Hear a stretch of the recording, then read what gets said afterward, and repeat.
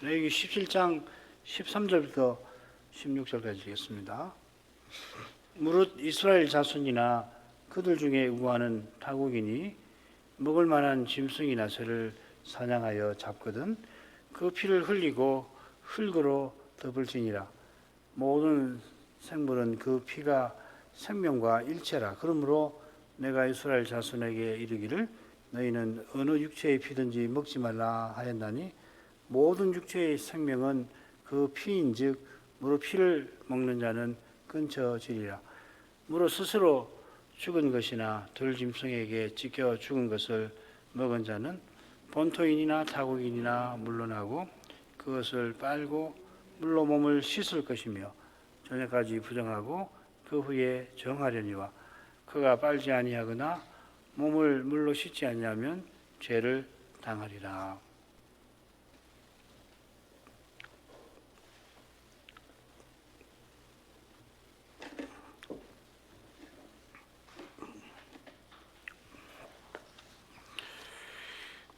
정결법전이 제사장나라의 사명을 위한 실행 법규이듯이 성결법전은 거룩한 백성의 사명을 위한 실행 법규입니다.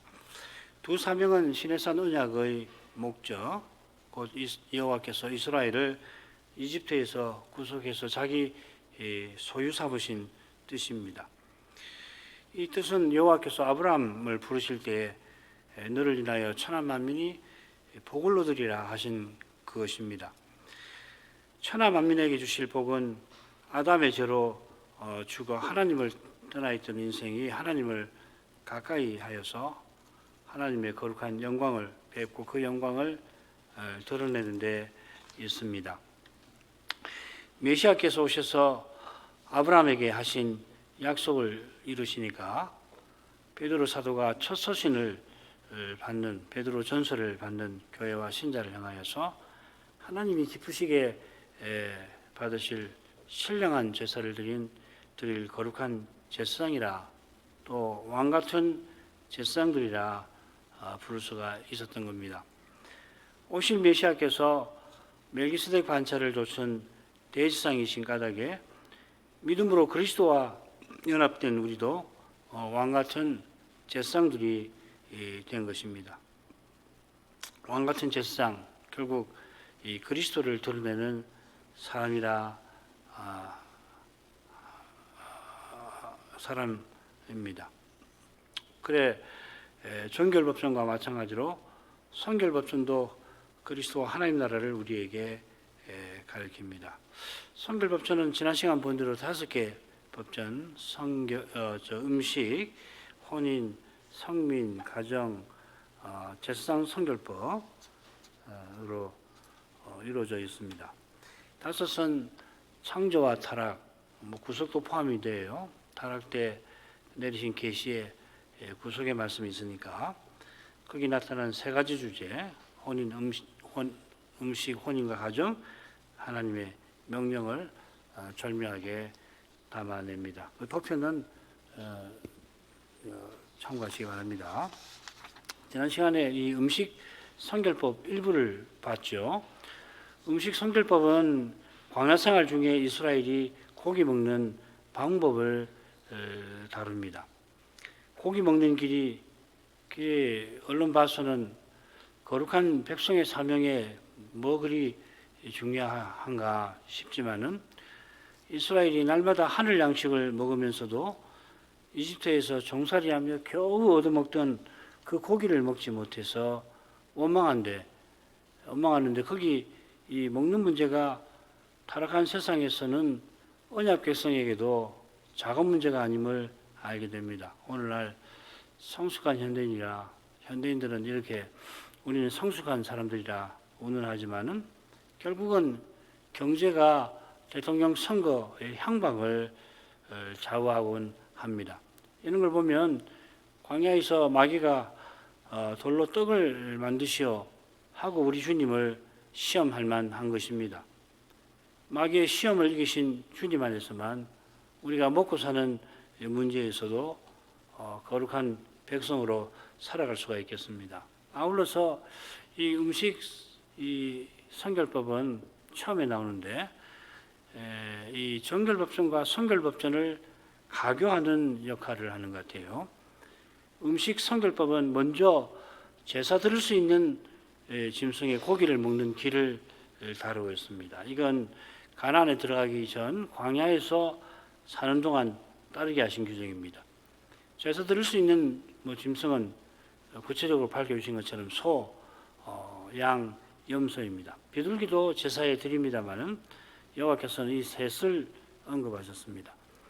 이것은 이스라엘이 제사 드리고 음식을 먹는 그 제사가 화목제인 것과 붙어 있습니다. 비둘기는 번제나 속죄제로 드릴 수는 있지만 화목제로는 드리지 않는 것입니다. 광야에서 고기 먹기가 힘든데 그럴 경우에 먼저 화목제를 드리라 하셨습니다. 화목제를 드리게 되면 고기의 대략 절반이 제사 드리는 백성에게 절반 정도 될 것 같은데 돌아갑니다마는 나머지 절반을 먹는 것보다 광야 생활에서 이스라엘에게 더 중요한 것이 있습니다. 그게 바로 하나님을 가까이 하는 것입니다. 광야에서만 아니라 모든 생활에서 그럴 겁니다. 사람이 떡으로만 사는 것이 아니라 하나님의 입으로 나오는 모든 말씀으로 사는 것입니다. 말씀으로 사는 삶이 거룩한 백성의 삶입니다. 말씀으로 살아야 먹는 일에서도 영광을 돌리고 그 말씀이 고린도전서 10장 31절 말씀이겠죠. 그런즉 너희가 먹든지 마시든지 무엇을 하든지 다 하나님의 영광을 위하여 하라. 하나님의 말씀으로 사는 삶은 하나님을 가까이 하는 그 일을 통해서 예배를 통해서 이루어지는 겁니다. 이 예배에서 말씀을 전하고 받는데 말씀 전하고 받는 거기서 주의 영광이 주의 백성에게 비치고 주의 백성을 변화되게 합니다.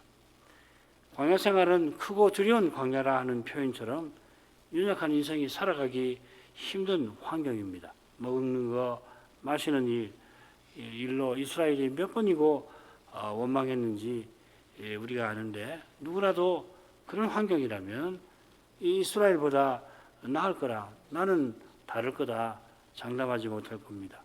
그런 척박한 환경이니까 사람 생각에는 제사 절차도 없이 고기를 얼른 만들어서 먹으면 좋을 것 같고 게다가 고기 일부만 아니라 고기 전부를 먹으면 더 좋겠다 그런 생각이 들기도 하겠습니다마는 여호와께서는 그런 환경에서 가족과 친지가 절기를 지내듯이 함께 여호와의 수라에서 사랑의 교제를 누리라 하신 것입니다. 이런 사랑을 참으로 누린다면은 육선이 집에 가득하고도 다투지 아니하고 마른 떡 한 조각만 가지고도 화목하게 지내게 될 것입니다. 이 말씀이 참 유명한 말씀인데 육선, 고기 반찬이라는 말 아닙니까?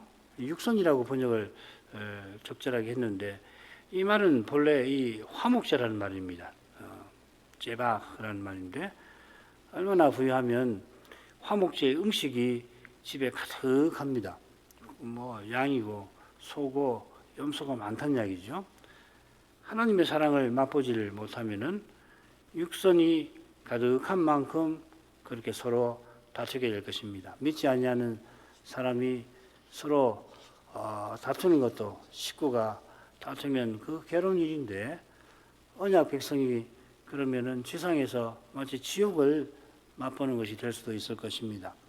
가나안에서 화목제 드릴 짐승도 없지만은 날마다 하늘 양식을 맛보며 하늘의 평안을 누린다면 그보다 복된 일이 없을 것입니다. 지난 시간 이어서 8절 9절로 가겠습니다. 너는 또 그들에게 이르라. 무릇 이스라엘 집 사람이나 혹시 그들 중에 의거하는 타국이니 번제나 희생을 드리되 회막문으로 가져다가 여호와께 드리지 아니하면 그는 백성 중에서 끊쳐지리라.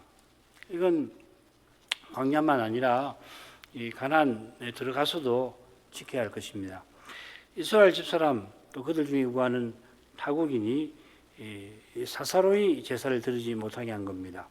번제와 희생이라고 있는데 이 희생이 육선하고 같은 말입니다. 이 화목제를 종종 가리켜요. 특별히 번제와 희생 이렇게 나오면 그 희생은 화목제를 가리킬 공산이 매우 큽니다. 모든 경우 그런지 모르겠는데 대체로 그렇습니다. 번제와 화목제는 언약을 세우거나 갱신할 때에 드리는 제사죠. 번제는 여호와께서 자기 백성을 이스라엘 언약을 세워서 자기 소유 삼으시는 것과 붙어 있고, 이 화목제는 거룩한 사명을 행하도록 여호와의 사랑의 영광을 뵙게 하신 것을 가리킵니다. 이런 제사를 드리는 타국인은 언약 밖에 있는 사람이 필시 아닐 겁니다. 타국인 이 레위기에 21번 나오는데 그 중에 12번이 성결법전, 그리고 8번 이 거룩한 백성을 위한 제도에 나오고 딱 한 번 레위기 16장에 나옵니다. 이 통계는 이 타국인이라는 표현이 거룩한 백성의 제도에서 중요한 요소라고 하는, 요인이라고 하는 걸 암시하죠. 이집트에서 이스라엘이 나올 때 잡족의 무리가 함께 나왔습니다. 그들이 가나안 행진에서 고기 먹는 일로 이스라엘을 시험에 떨어지게 만들었죠. 그죠? 그런데 그들 중에는 모세의 처갓집 식구인 미디안 사람들도 함께 가나안을 향하면서 그들이 광야길을 잘 아는 미디안 사람이니까 모세가 그들의 도움을 받기도 합니다. 이들 중에 어떤 이들은 할례를 아예 받아서 언약 백성이 된 사람도 있고, 갈렙이 그런 사람이죠. 할례 받지 아니하면서 타국인으로서 언약의 하나님을 섬기는 사람도 있고, 아예 그렇지 아니한 이방인도 있었던 것 같습니다. 번제와 화목제를 드리는데 반드시 성막에 와서 여호와께 드리라 하셨습니다. 지금 막 성막이 완공되고 여호와께서 모세에게 제사 규례를 내려주시는 중입니다. 성막이 없던 때에도 이스라엘이 여호와께 제사를 드렸죠. 출애굽기 보면은 나옵니다. 이제 성막이 완공되고 거기 영광 구름으로 여호와께서 계시니까 무릇 여호와께 제사를 드리려는 사람은 반드시 성막에 가서 드려야 합니다. 성막이 여호와께서 친히 내신 여호와께 나오는 길인 것입니다. 제사도 제사장도 그렇습니다. 성막, 제사, 제사장은 하나님께 나아가는 그 길, 메시아를 가리키는 모형, 그림자입니다. 성막에 와서 여호와께 제사를 드리라 하는 건 성막 제사가 가리키는 오실 메시아를 바라고 의지하라 하는 것이죠. 달리는 그분 외에는 또 그분을 바라는 의지하는 것 외에는 우리가 하나님을 가까이 하지 못합니다. 구약 백성이 반드시 성막 제사를 드려야 하는 이유도 거기 있습니다. 성막 제사 자체가 죄를 없이 하지는 못합니다. 하늘의 하나님을 직접 하나님께 가까이 하게 못합니다. 그러나 성막 있기 훨씬 전에 아브라함이 제사 드리며 하늘의 하나님을 가까이 하고 하나님 계신 하늘을 향했던 것처럼 이스라엘도 아브라함이 멀리서 바라보았던 그 메시아를 이 성막 제사를 통하여서 믿고 의지할 수 있게 하셨습니다. 그래서 성막과 제사장과 제사에 사용되는 관유와 향과 옷감을 백성이 사설이 만들어 입지 못하게, 사용하지 못하게 엄히 금하셨습니다. 돌려 생각하면 사람이 하나님께 스스로 나아가려 하기가 참 쉽습니다.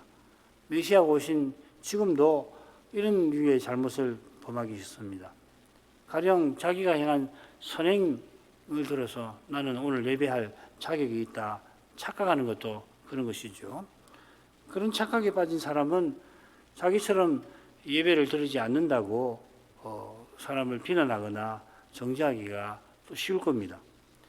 예배는 오직 그리스도를 믿음으로 드리는 거고 하나님을 모셨으니까 예배에서 하나님의 영광을 뵙는 데 마음을 쏟아야 하는 거지 그 시간에 남 볼 겨를이 뭐가 있겠습니까? 찬송을 드리는데 남 볼 겨를이 어디 있어요? 없죠. 그 믿음을 말하지만 실은 교회가 이 믿음 외에 다른 것을 요구하기가 또 쉽겠죠. 오직 믿음으로 예배를 드리는 건데 뭐는 이렇게 하고 뭐는 저렇게 하고 이것은 저렇게 하고 그런 이 규정들을 사람이 만든 그런 것들을 만들고 실은 그걸 더 강조해서 이 본말이 전도가 믿음으로 예배를 드리기 위해서 그런 걸 정했다 하지만은 나중에 가면 이제 본말이 전도가 되기 쉽지 않아요. 항상 이 근본적인 진리를 강조할 필요가 있습니다.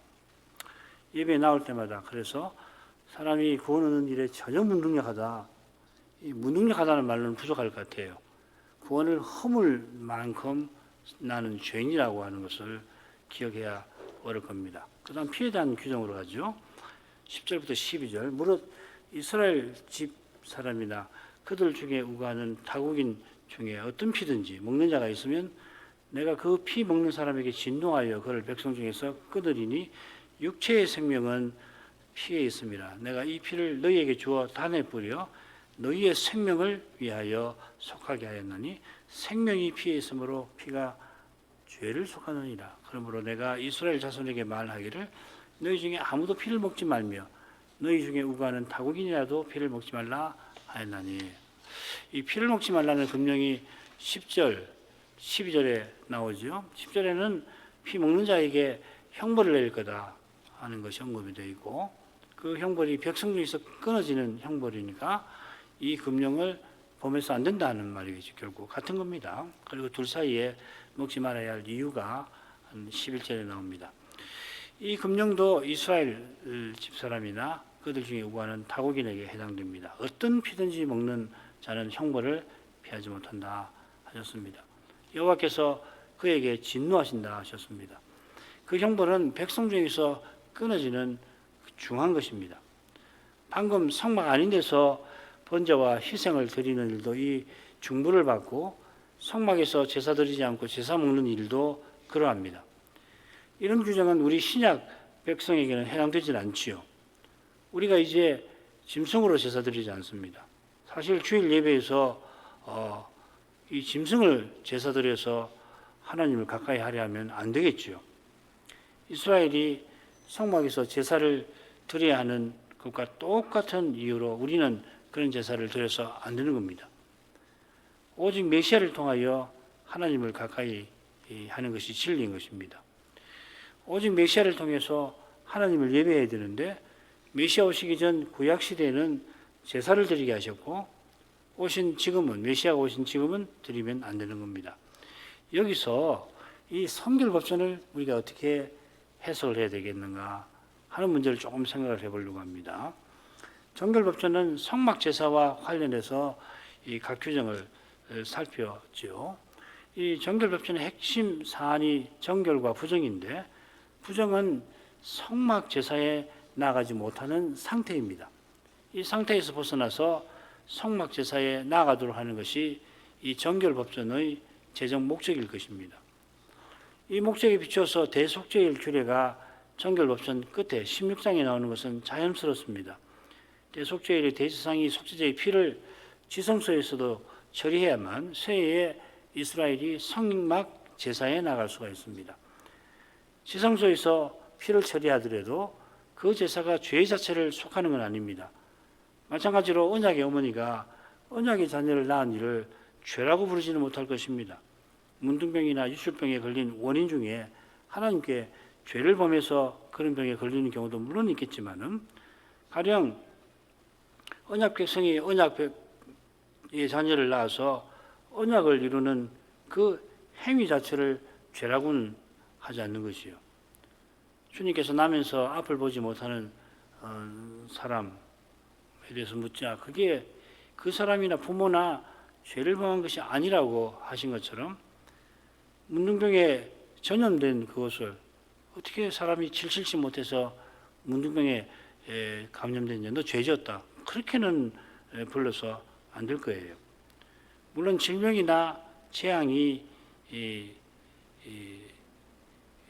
죄와 무관치 않고 심지어 최고의 선도 그렇습니다.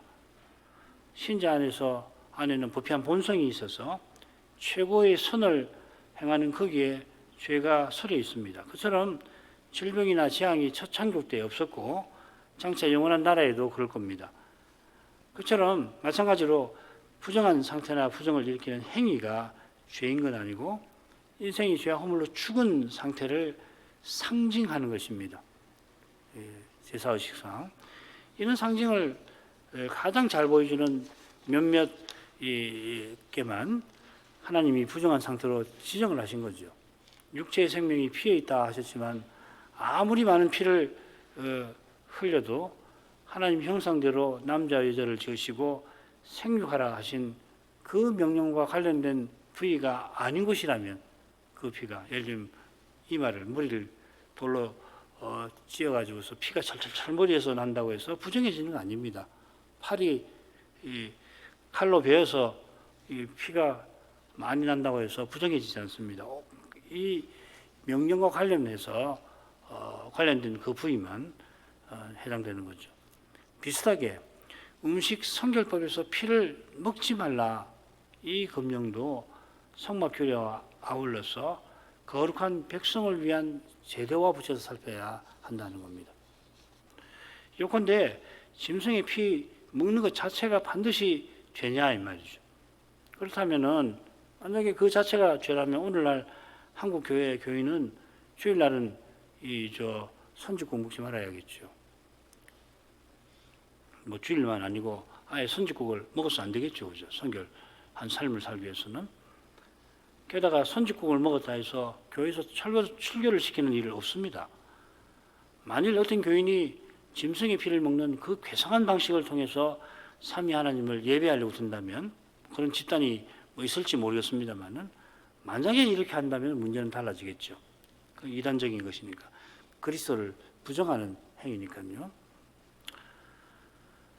그러나 매우 핍박이 심한 현실에서 어떤 교회가 자기네 민족이 전통적으로 목숨을 걸고 결의하는 방식, 중국에서 그렇게 하잖아요, 그죠? 도원 결의할 때 피를 몇 방울 흘려서 같이 나눠 먹고 우리 목숨을 걸고 의리를 지키자, 뭐 그런 거 있는데 그 방식을 아주 핍박이 심하니까 우리가 믿음을 꼭 지킵시다.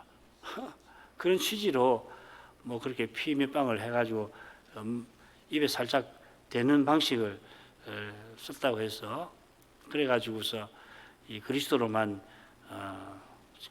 의지해서 함께 핍박을 이겨내자 한 분들이 있다면 그런 분들을 출교하는 교회는 아마 없을 거예요.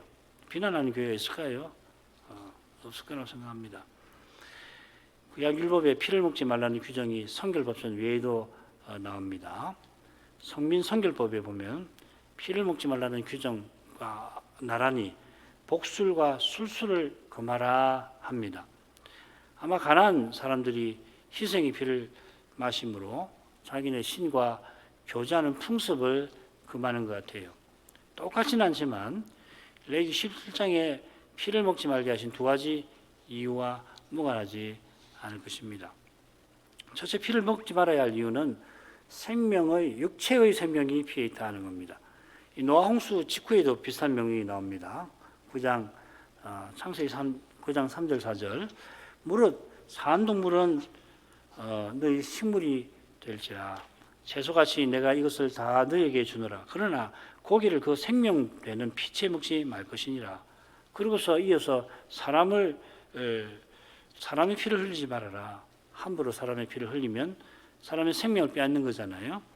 그러면 홍수를 피한 사람들이 하나님 언약을 이루며 살기가 힘듭니다. 아닌 게 아니라 강토가 심해져서 폭력이 가득해서 홍수 심판으로 세상이 멸망하지 않았습니까?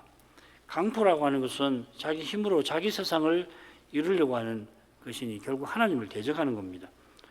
오직 하나님만이 생명을 주시기도 하고 가져가시기도 합니다. 이런 생살 여탈권은 하나님이 칼을 주신 국가만이 행사하는 겁니다.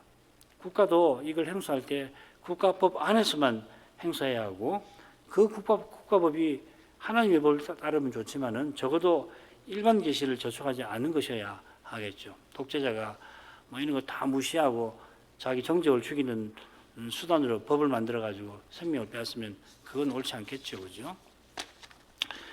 이 말씀은 이 창세기 9장 3, 4절 말씀 바로 앞에 뭐가 있냐면 노아의 번제를 받으신 사실이 나옵니다. 그것과 붙어 있는 겁니다. 노아가 방주에서 나와서 단을 쌓고 모든 정결한 짐승과 정결한 새 중에서 취하여 번제를 드렸습니다. 짐승의 피를 단에 뿌리고 짐승의 연기를 짐승의 전부를 연기로 바꾸어 드렸습니다. 여호와께서 그 향기를 흠명하셨다 하셨습니다. 이 제사, 번제 제사와 붙여서 짐승의 고기를 피채 먹지 말라 하신 명령을 살필 만하죠.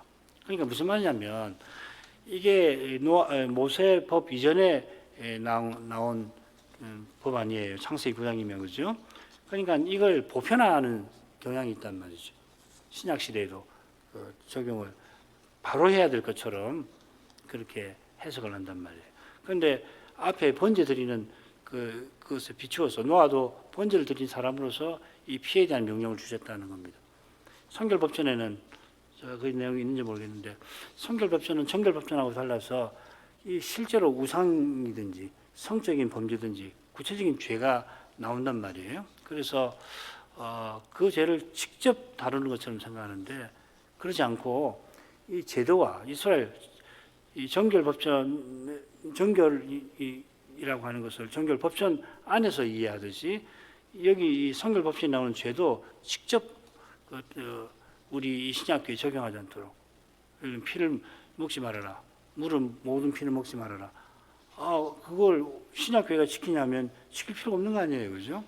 그러니까 구약 그 제도의 맥락 속에서 이해하도록 해야 되는데 그러지 않으니까 바로 이런 죄와 관계되는 거구나 그렇게 해석한단 말이죠. 그래서 제사도 피로 죄를 속한다고 할 때 그 말을 짐승의 피로 죄를 없이 하는가 보다. 그래 구약 때 죄 지으면 제사 드리면 그걸로 해서 그 죄가 속하는 방식, 그 제도를 하나님 만들어 오셨다. 그렇게 해석을 해요. 그게 맞기도 하고 다 맞는 건 아니죠, 그죠? 제사 자체는 죄를 없이 하지 못하는 거죠.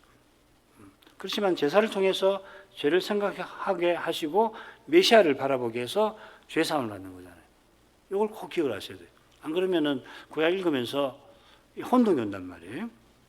그러니까 더 혼동이 오는 게 뭐냐면 이제 우리가 살필 성결법전에는 이 실제적인 죄가 굉장히 많이 나오는 거거든요. 이걸 바로 우리에게 적용하지 않고 성결법전, 그 거룩한 백성을 위한 그 제도, 희년, 그리고 안식년, 절기 이런 거 비춰가지고서 살펴야 한다, 해석을 해야 한다 그 말입니다. 조금 어려운 말씀을 드렸는데 또 말씀을 드리죠. 바로 그 내용을 이제 이게 나올 겁니다. 레기 17장은 육체의 생명이 피해 있다 하고서 피로 속한다 하는 사실을 들어서 피를 먹지를 말아라. 무릇 피를 먹지 말아라.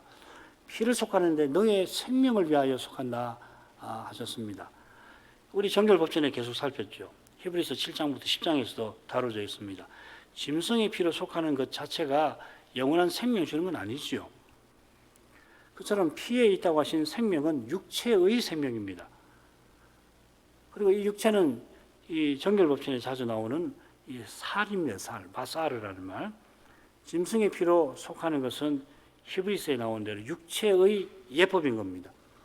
히브리서 표현을 빌리면은 성막제사는 육체를 정결하게 하지 영혼을 온전케 하지 못하는 겁니다. 이는 노아 시대의 제사에도 해당이 될 것입니다. 하나님께서 이 피를 내가 주었다 하시면서 이 죄로 피를 속한다 하셨잖아요. 그런데 바로 내가 주었다 하셨습니다. 여호와께 주신 그 피로 속하여서 육체를 정결하게 하라 하신 겁니다. 성막 제사를 드릴 수 있게 하라 그 말이죠. 만일 이 명령을 무시하고서 대속죄일에 속죄제를 드리지 않으면은 하나님께서 성막 제사를 드리지 못하게 만드시겠다 하는 겁니다. 이런 점에 비추어서 피를 먹는 것이 우상 숭배 행위라면 분명히 신약 시대에도 금하신 죄입니다만은 동시에 구약 시대에는 피채 먹는 것 자체를 금하신 거예요. 이거. 그러니까 신약 시대는 우상 숭배로서 누가 피를 먹는다면 그거는 뭐 당연히 죄 짓는 거고 때로는 뭐 출교도 당할 수가 있는 거 아니에요. 어떤 교회에서 짐승의 제사를 드려서 그 피를 마심으로 예배를 드릴 수가 있다. 그런다면 그건 이단적인 이야기 아닙니까? 그거 안 고치면 안 된단 말이죠. 그런데 구약 시대는 하여튼 피를 먹으면 안 돼요. 이게 뭐 선지가 됐든지 뭐가 됐든지 우리나라 사람들은 선지 만들어서 먹는데 구약 시대는 안 된다는 거예요. 그게 제도상 안 된다는 이야기죠. 무슨 말씀인지 좀 이해가 되시죠? 성소에서 사용하는 관유나 향을 만드는 것 자체를 금하셨잖아요. 신약 시대는 이 관유나 향을 뭐 만들어도 되겠죠, 그죠?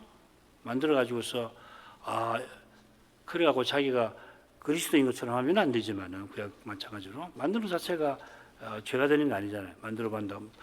교육을 위해서 이 관유나 향을 만들어서 구약 시대 때 이렇게 했다 해서 사용한다고 해서 그 죄다 안 그런단 말이죠. 구약 시대는 하면 안 돼요, 이걸. 반드시 성막에서만 써야 된다고. 근데 뭐 교육을 위해서 이걸 쓴다든지 그렇게 하면 아예 안 된다는 이야기죠. 마찬가지로 피를 먹어서 안 된다는 겁니다. 어떤 피든지.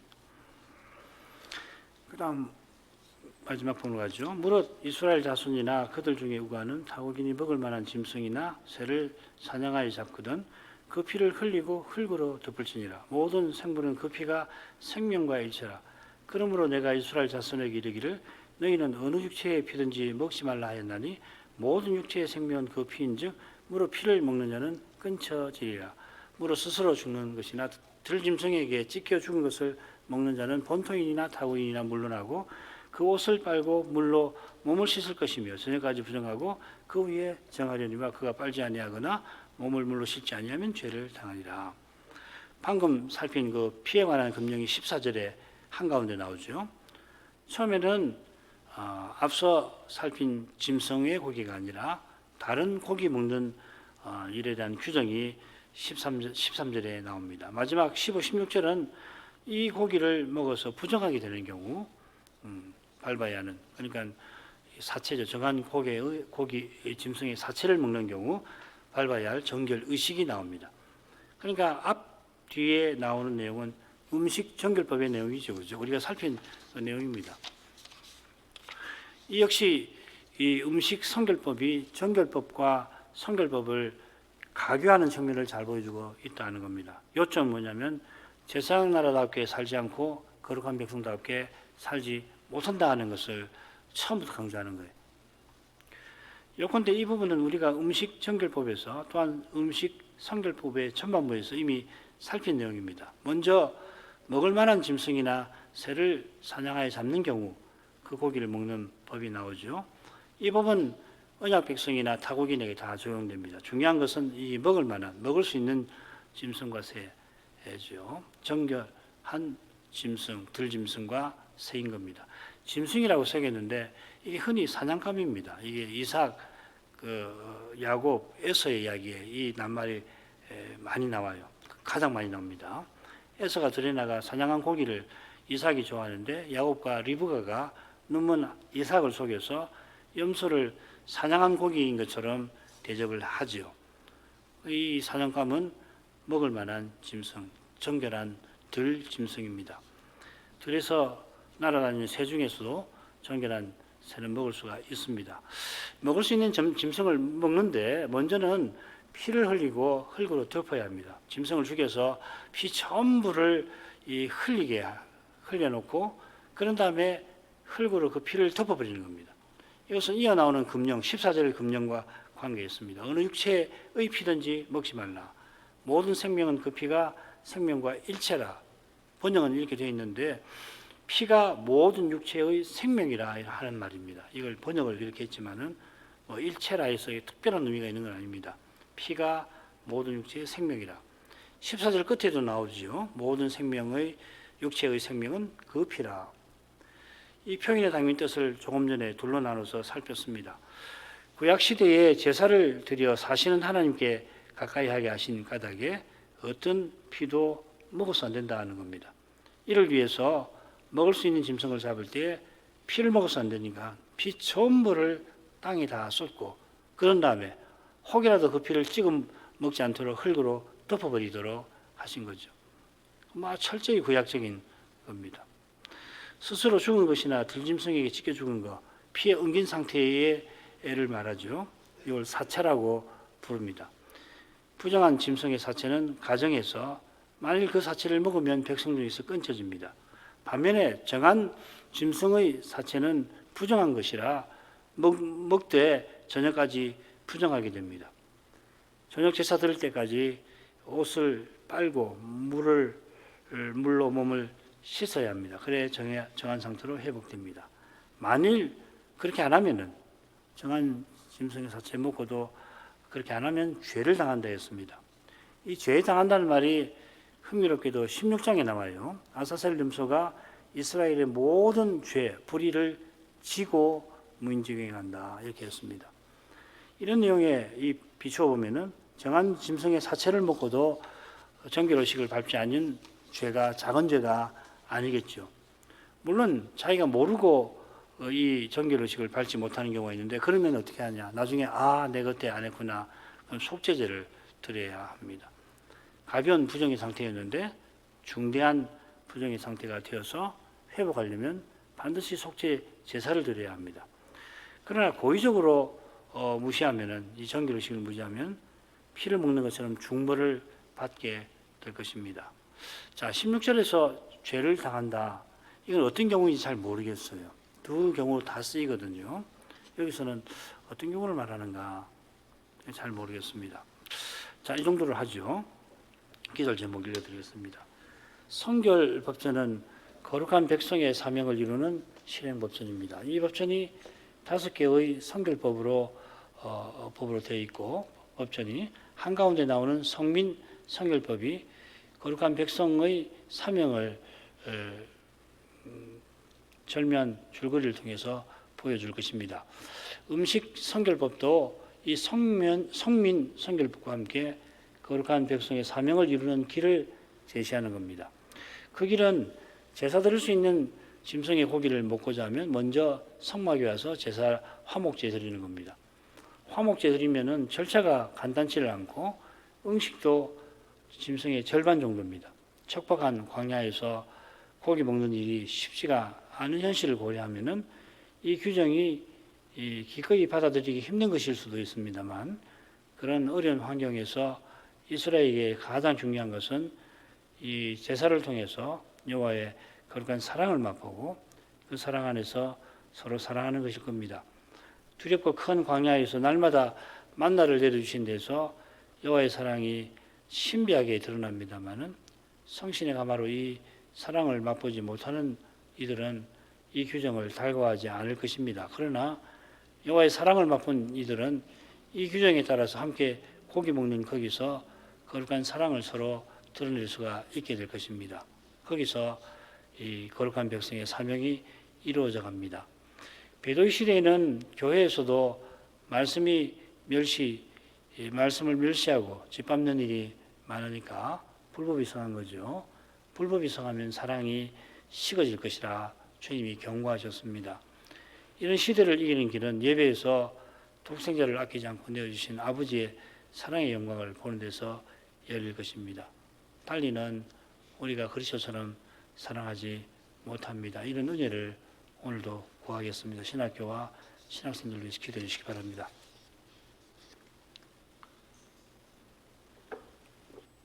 같이 기도하겠습니다. 거룩하신 아버지, 음식 성결법을 오늘 이어 살피며 이 규례에 담아 놓으신 교훈을 조금이나마 알게 해주셔서 감사드립니다. 이스라엘이 광야에서 지낼 때 여호와께서는 무릇 고기를 먹고자 하면 어떻게 해야 하는가를 명령하셨습니다. 이 명령을 내리는 그날에도 여호와께서 이른 아침에 만나를 내리셨습니다. 구약 시인은 이 만나를 하늘 양식이라 불렀습니다. 과연 만나는 하늘의 하나님이 하늘을 향하여 나오라고 하늘에서 내린 양식입니다. 주님 오시기 전에 이런 양식을 먹어온 백성이 있다 하는 소식을 듣지 못합니다. 이런 양식과 비슷한 것이 있다면 우리 주님이 보리떡 5과 물고기 2마리로 5,000명을 먹이신 일이나 또 7개와 물고기 몇 마리로 4,000명을 먹이신 사건일 것입니다. 남자만 5천 또 4천이나 되는 많은 무리가 이 떡을 먹을 때 그들이 얼마나 놀랐는지 그 표적을 경험한 이들이 예수님을 왕으로 삼으려 한 데서 짐작할 수 있습니다. 그들이 예수님을 위대한 세상 임금으로 옹립하려고 하여서 주님의 표적을 경험하면서도 결국은 썩는 양식을 구하고 말았지만은 주님께서 행하신 표적은 사람의 눈에도 실로 놀라운 일이 아닐 수 없습니다. 그처럼 여호와께서 군대에 나선 장정만 60만이 넘는 그 많은 이스라엘 무리를 백성을 날마다 만나로 먹이고 계시면서 그 광야에서 만나 외에 고기를 먹으려 할 때 화목제로 먼저 드리라 하셨습니다. 그들이 고기를 먹지 않더라도 얼마든지 가나안을 향한 행진을 이어갈 수가 있지만은 만나를 주시는 하나님의 사랑의 영광을 맛보지 못하는 이들은 이러한 규정을 탐탁지 않게 여겼을 것입니다. 광야에서 모처럼 고기를 먹고자 하고 먹을 짐승을 용케 얻었는데 소나 양이나 염소를 화목제로 드리면 고기는 절반밖에 먹지 못할 뿐만 아니라 얼른 고기를 먹고 싶어도 복잡한 제사 절차를 거쳐야 했습니다. 그러나 만나를 먹으면서 여호와께서 약속하신 대로 가나안을 주실 것이라 믿는 이들은 여호와께서 제사 드릴 짐승을 여호와께 제사 드릴 수 있는 짐승을 얻게 되었을 때 먼저 하나님을 가까이 할 심정을 품었을 것 같습니다. 과연 지금 이곳에서 하나님을 가까이 하고 그 영광을 보는 것보다 중요하고 고귀하고 복된 일이 없나이다. 아무리 하나님을 가까이 하려 하여도 하나님께서는 오직 그리스도를 고백하는 교회에 임재하셔서 자기 백성을 만나 주십니다. 이 교회를 떠나서 그 교회를 무시하고서 한 개인이 아무리 경건하게 기도한다 할지라도 하나님이 그런 기도를 좋아하실 리가 없습니다. 믿음으로 그리스도와 하나님을 모신 거기서 그리스도께서 서원하신 대로 아버지 이름을 주의 형제들에게 선포하시고 교회 중에서 찬송을 이끌어 가시는 그러한 예배를 통해서 그리스도는 우리의 구원의 주로서 저 영광의 목표로 하나님의 아들들을 인도하신다 하였습니다. 지금 이곳에서 실로 가난하고 실로 낫게 되고 실로 아무것도 없는 그런 자처럼 살지라도 심지어 핍박이 일어나서 모든 것을 혹 잃는다 할지라도 그리스도를 얻은 이는 이미 모든 것을 얻게 하신 것처럼 실로 가난한 처지에 놓였더라도 거기 그리스도 하나님을 모시고 그 이름의 영광을 찬송하며 그 사랑의 영광을 특별히 그 영광 중에 사랑의 영광을 뵙게 하신다면 그는 저 크고 영원한 영광을 향하여 나아가고 있는 것입니다. 그 영광을 향하는 길이라면 사람의 눈에 어떻게 보이든 상관없이 사람이 그것을 보고서 자기의 기준으로 손가락질을 하고 조랑한다 할지라도 심지어 측은히 여기면서도 실은 조롱한다 할지라도 그 길이 이미 영광스러운 길이 아닐 수가 없습니다. 여호와께서 내려주신 음식 성결법의 교훈을 결코 다 헤아릴 수는 없겠지만은 하나님을 가까이 하여야만 거룩한 백성답게 살아간다는 그 교훈을 분명히 깨닫게 하십니다. 이것이 가나안을 향하던 이스라엘만 아니라 주님의 재림을 향하는 영원한 나라를 향하는 우리에게도 절실한 교훈임을 고백합니다. 절실한 그만큼 이 교훈을 참으로 깨닫고 맛보는 이가 실로 드문 것을 봅니다. 주님이 이미 말씀하셨으니 이 말씀도 더 깨닫고서 주의 성신을 더욱 의지하여 보이신 길로 걸어가게 해주십시오. 예수님 이름으로 기도합니다. 아멘.